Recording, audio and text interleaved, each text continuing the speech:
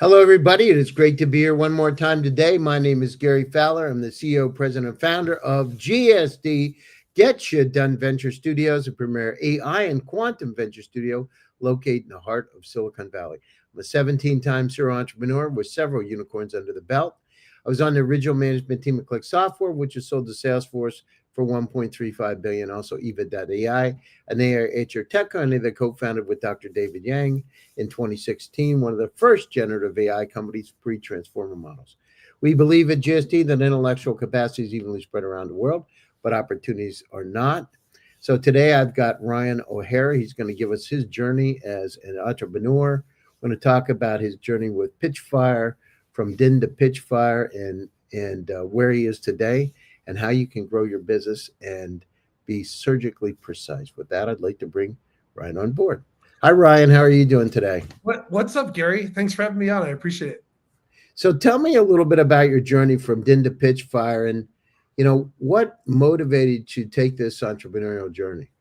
Yeah, so when I got out of school in 2009 from UNH, University of New Hampshire, I had interned at this company, Dime. And when I was, some people call it DIN, it's okay. It's because it doesn't have the E, it's silent. People can't see it. But anyway, when I worked there, I used to do sales prospecting. So I'd cold call and cold email people. And my job there was to figure out ways to get people to talk to our sales team. And no one likes doing it. People don't like doing cold calling and cold emailing. I know there are people out there that build brands around it and talk about it. And I was one of those people eventually, but I got my claim to fame there was I did a bunch of really crazy prospecting tactics to get in front of people. I made music videos for prospects. Jason Killar from Hulu, I literally made a music video for, and he forwarded it to an entire press list. And then everybody started writing about the stuff I was doing to get in front of people. And I was doing that stuff back before video prospecting was really popular. And I morphed into becoming a marketer and understanding this stuff from working there. And then eventually I went on to go work at a sales tech company called LeadIQ. And LeadIQ, they've raised almost 40 million in funding, but I was the first business hire. I ran go to market there. And I was in the sales tech space. And every year that we were there, we'd send an email out to people asking them to take a survey on the state of prospecting. What's your average reply rate on cold emails? What's your average connect rate on cold calls? 2016, the first year we did it, the average reply rate on a cold email was 6%. The last year we did it in 2021, it had dropped down to 0.7%. Well, I mean, part of the problem is infobesity, right? Each one of us has about 300,000 items in our personal cloud. The entire web in 1996 was 257,000 websites. We each have more information on our personal cloud, the entire web. The problem is our own personal clouds are growing at the same trajectory, but that'll mean doubling every year. In 5 years with the Internet of Things, you're going to have 10 million items. I mean, people just don't look at the email like they did. They scan it. They're using WhatsApp or Telegram or LinkedIn or Facebook to be able to filter through it. So, I mean, it's not that they don't want to look. They're just overwhelmed. The other problem is in the B2B sales tech side, the rise of sales engagement made it so that you could buy data from one of the 220 data providers out there, throw up a person's contact information, and sequence them to get 30 to 60 calls, emails, and LinkedIn messages automatically in one click. And that makes it so that you're just basically someone yelling at a stadium versus writing cold emails 20 years ago, you were yelling at a library. That's kind of what it's turned into now. The roads that we use to prospect are broken. And as a marketer, I was watching all these I was watching the cost of paid marketing also increase like crazy. So I started to think about why aren't people answering prospecting anymore? Is it because the zone's flooded with too much information? The other thing that we found out is that at the end of the day, people are motivated and want incentive if they're going to actually answer prospecting. And that's how I ended up building and going down the rabbit hole of building Pitchfire. No, it's incredible. So, you mentioned humorously in your LinkedIn bio about emerging from your mother's basement. Oh yeah. I inspired that. What inspired you for this unique approach to your professional story? And how does that really tie into business? Yeah, well, I kind of think that people like to latch on to stories about people. And if you're going to market and you're trying to get people to fall in love with your brand or where you're working, they want to get attached to a person that works there. And I did this at LeadIQ too. We had 5 or 6 people at our company that built up big following online with the audience we're trying to get in front of, which was sales leaders, directors of sales, sales development, that whole area when I was there. Mm-hmm. For me, I kind of like telling this story because I want people to hear about like, oh, How long were you at vidIQ? I worked at Lead IQ for almost 7 years. So And how was that? oh, it was an incredible time. Like we tripled in revenue every year that I was there. We got to work with it. We got to go out and market, and I got to learn a ton of stuff as a first-time VP of marketing and growth to build up the business. And we can talk about that if you want to know about how we did that a little bit. No, it's just interesting. I want to talk about cold emailing prospecting. They get a bad rap today. Mm-hmm. And what is broken? What is really broken about traditional B2B sales, methods today? We talked a little bit about the infobesity problem, but how do you get out there and get noticed and when you can't get to the people? Yeah, I feel like one of the things that's really happened today with prospecting is because the reply rates are so low, mainly there's a couple things causing this. The first thing is that your prospects don't spend as much time in their inbox as they used to. A B2B person would spend 3 hours and 11 minutes a day in their inbox before 2020. Once companies moved to Microsoft Teams and Slack and all those different communities, they only spend about 33 minutes a day now in their inbox. So if you're cold emailing, that's supposed to be where, I don't know, half of your pipeline is supposed to come from, and you're using cold email only, it doesn't work. The other issue is if you use Android or iPhone stuff and you're calling people have default settings on their phone now that just send someone right to voicemail. I did a video on LinkedIn about Apple just did their developer conference this past week, and they're adding call screening to phones. So if you call, you have to say, who are you and why you're calling before the call will go through. And whoever has that phone is going to be able to see that information. Oh, I love that. That's because there's a lot of crazy stuff out there, right? There's a lot of how people are trying to get to you. And then the other thing, creating these digital tools that can go out and come after you, mm-hmm. and using very sophisticated multi-agent, multimodal LLMs to be able to come after you. You don't even know who you're talking to anymore. I heard some stories of people that got their bank accounts hacked just from answering a phone. And you know something? I know 2 of those people that have done that. Wow. Not hacking, people that got hacked, I hope. They got hacked. They went down through. Yeah. What happened is, one of them, they went out to his bank account. He's from here in Palo Alto. They went to his bank account at the bank in Connecticut, I believe, and they went in and withdrew money, but they had like fake stuff of him, and they went in and withdrew the money out of drained his account out. And I actually know 2 people that had happened to. And here's the thing, you don't know who to answer. I don't know about you, but I get these fake DocuSigns and, yep. And you've got, stock certificates. And I know what stock certificates I have because it's my company, right? So it's not like you don't know, but it's like they're getting pretty inventive. So tell me a little bit about it. What was it like? You said somebody actually had their bank account. What was that story about? Yeah, so someone apparently, I don't actually understand the technical details of it, but I talked to somebody about Pitchfire, and what we're trying to do is anyone that gets prospected, anytime someone prospects you, use our Chrome plugin, and you send a person to a place where they have to send a pitch to you on Pitchfire, and they have to put a credit card in and pay you money to answer that pitch. That's the whole concept of this thing. The idea is that you could safeguard it with a credit card, and by having to put it in a credit card, that process makes it so it weeds out the bots and the machines and stuff. Someone I talked to said that they answered the phone, heard a bunch of beeping and signal stuff, and then when they ended up checking their bank account, they got $12,000 taken out of it. And they got a flag that was on they got a text message from their bank that warned them that there was a withdrawal happening. And when they filed a police report to get the money back and all this stuff, they determined that it came from them answering that phone number. And the phone number was, I actually don't really understand the technical aspect of how it worked, but I heard this story. I'm like, yep, this is one of the reasons you should just not answer if someone's calling you and you don't have the number saved in your contacts. Yeah, but somebody could go down through and clone somebody's number and call you, wouldn't even know it's not them, and do the same thing. It's crazy. So, Pitchfire boosts an impressive 60% response rate. I mean, that's unheard of, significantly higher than the industry standard. What are you doing differently? Yeah, so we're getting buyers to opt in to join Pitchfire. And so what we'll do is we do marketing tactics, like we do webinars, newsletters, normal stuff to get in front of people where our focus right now has been B2B marketers and B2B demand gen people and revenue operations too.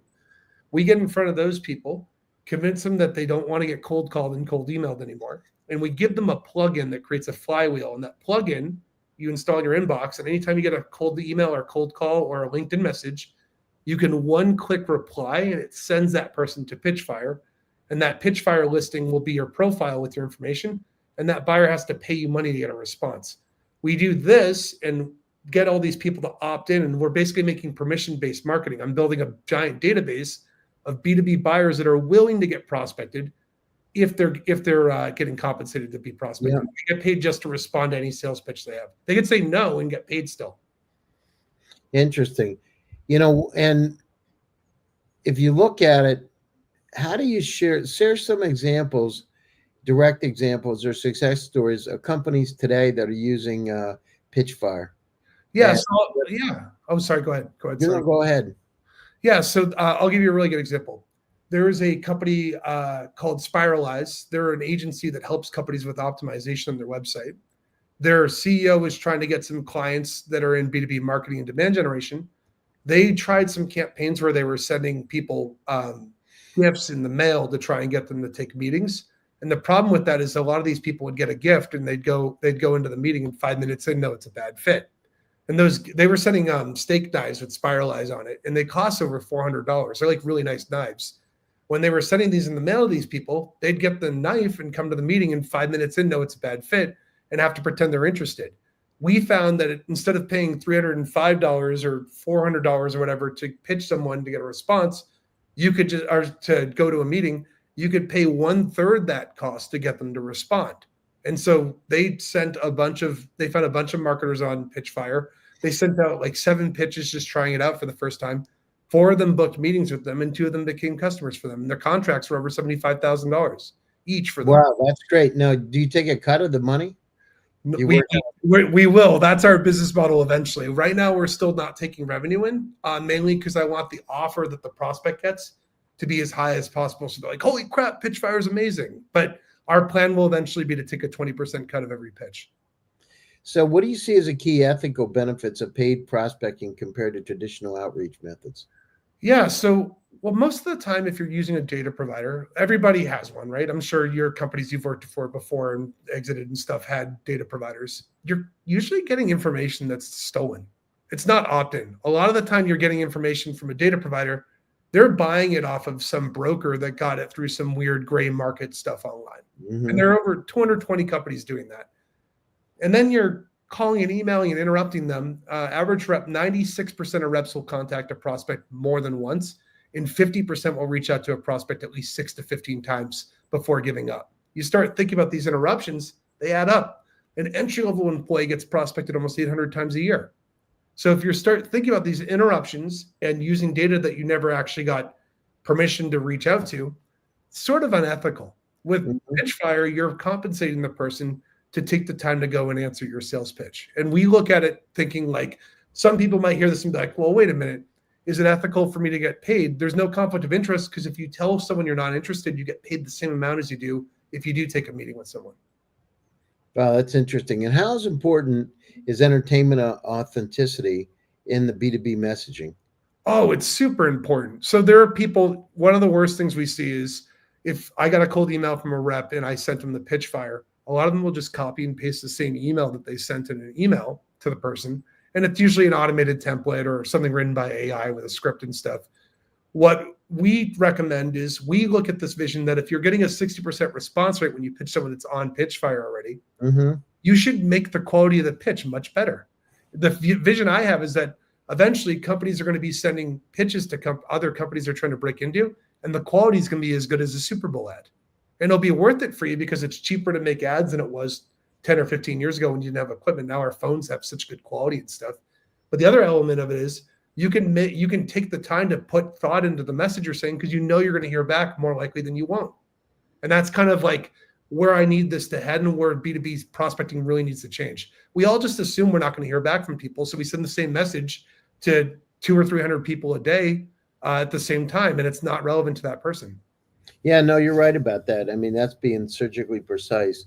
And so if you hyper personalize those messages, I was a psychologist at one point, and one of the things as a humanistic psychologist, which applies to marketing, is how do you develop that emotional connection with those Yeah. folks?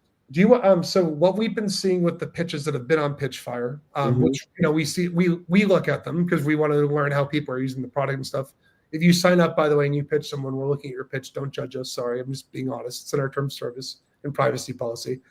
When we look at pitches, typically the best format to do is you want to make your pitch lead with why you picked that person in the first place. Because you could pick any of the 3,000 people on Pitchfire, but if you're trying to target that specific marketer, you should mention something that you noticed about them.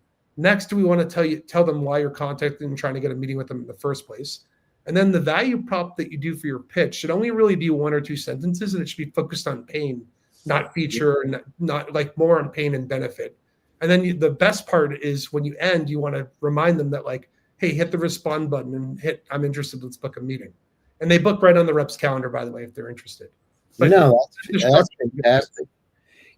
So how did you've scaled companies from very early stages to significant success. So I have vidIQ. So Yep. I've gone through all these companies. What if you could say that's one thing that's consistent around the successful companies? What would that be? I think that one of the things that I've been more on the go-to-market side, so that's the area that I've looked at. I think product is very easy to replicate today, especially with AI. The thing that's going to make you stand out is volume of activity that you do in marketing and sales. And I don't mean when I say that, I mean like I used to talk to other sales tech companies and I'd be like, hey, how often are you putting a blog out? And they'd be like, oh, we put a blog out once a month or something. What you really need to do is run your marketing department like a late night talk show. If I was hosting the Tonight Show, I have to put a show out Monday through Thursday every week. And it doesn't matter what comes up. We have to put content out every day and get excuses to get in front of people. And of course, that content needs to not be about your product and your company. It needs to be about what the customer cares about, what pain it can solve. So if you want to build that community and get people exposed to like your company and understand who you are, you have to get a culture in your marketing team to do activity every day and not just sit around and like be like. Yeah, I mean, that's part of the problem, right? It's Attilo Banal was one of the top PR and marketing groups in Europe. We had that conversation directly, and I've done it myself. I mean, that's the problem is consistency, because if you're not consistent with it and people don't see you, but then the other thing is there's another side of it, Ryan, because everybody has access to the generative AI tools. Now what happens is they inundate people by putting so much stuff out. It's everywhere all the time, and they get psychology. It's called overcompensation, right? We just overcompensate, and that doesn't work either. So finding a perfect blend to be able to get out there with not getting to the point where people don't want to see you anymore. Yeah, I think the way to do it is that you almost want to act like when you're running your company and doing these pieces of content, you want to kind of have a character that you're playing that's an outward facing version of it. And you've probably you know about this pretty well, I'm pretty sure, because I've seen content of you mentioned this before. But like example, you want to do brand archetyping. Like you want to have a consistent voice that you're doing. I try to be really fun and silly with the way that I talk about stuff in marketing, because all the other companies that are in my space are super stuffy and or analytical and sharing stuff from spreadsheets. I can give you that same data, but I can do it in a way that's fun and entertaining. And that's kind of the brand I try to stick with, so that when people are looking for fun and entertaining content, they look forward to going look at my field and my content that I'm producing. And what common mistakes do founders make in their initial go-to-market strategy, and how to avoid them? Yeah, I think definitely too many people build too many features. That's something that I see a ton at different companies. When I was at vidIQ, for example, we tried a bunch of different features that people asked for over and over again, and a bunch of them dudded. And what ended up happening was we focused down on our core 3 or 4 things that the company did really well, and our product marketing just got so much easier to do when we did that. I think one of the tips that I have is, if you want to figure out if you have a bunch of features and you're trying to figure out what you should lead with, you should actually make your customers ask them to stack rank your features. And that's how you kind of can build a lead to get it's almost like an open book test of how you should do your product marketing. At vidIQ, we found that people wanted to get contact data and they wanted to push it into their different integrations. Those two big things came from us surveying our users out, even though we had a bunch of other stuff like deduping and Salesforce and like all routing leads and all that stuff. No one really cared about that stuff as much as the other two things. So you want to focus on those things. You know, Reid Hoffman said to start a company's like jumping off a cliff and building an airplane on the way down. You know, can you tell me a little bit about your own personal experience and how it has it felt like that for you, and how'd you navigate it? Yeah, this is the hardest thing I've ever done. I feel like, I mean, I went almost 2 years without making any income working on stuff. It took us a little while to break 1,000 users. It's very hard. The hardest part, I think, for us is that when something's Did you ever think, Ryan, about giving up? Oh, I mean, I definitely have had, I'd say I'd had more than one good cry in the shower when something's not working. The hardest part about this is when something's going wrong, you don't know if it's the marketing, the messaging, the product, if the customer was just being nice, telling you that it was a pain and it's not. Because people give you delusions all the time. It's the same thing that happens with AI with hallucinations. They might be giving you something saying, like, yeah, I really want that, but then they don't actually buy. And you have to be able to detect that and figure that out. The thing that's kind of cool is the longer you do this and the more you focus on little wins every day, those little wins add up to be like 220 wins a year. And that's how you get momentum and keep things going. Mm-hmm. No, that's great. And how do you keep yourself excited when you get down on those days when you're in the shower and crying in the shower? How do you pick yourself back up again?